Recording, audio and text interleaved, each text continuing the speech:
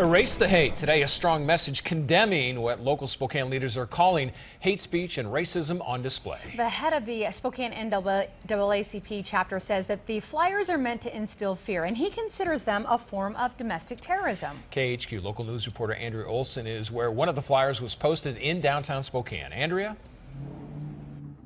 Dan and Stephanie, it's not a great way to start off your morning. Those hateful messages were plastered all over these doors, and they were quickly taken down before anyone could see them.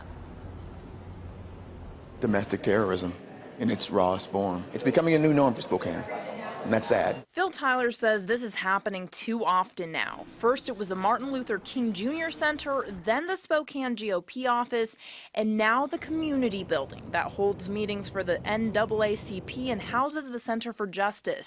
I'm angry. I'm weary. The 11 messages all say something different. Refugees not welcome here, or give it the boot. They're not safe.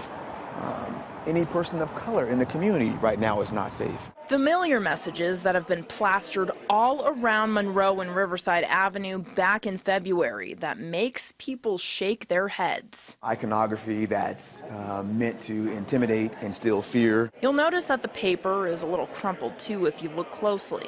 The individual or individuals that created these used a tactic where they adhere the entire document, making it very difficult for you to remove it in one fell swoop. With the sheriff, police department, and everyone inside this building, no hate, no fear. No hate, no fear. Tyler says it's time to stand up because none of these signs represent Spokane. Stop standing on the sidelines. Stop being Spokane nice and assuming that these things aren't happening in your community. Just because they are not happening to you does not mean they're not happening to others.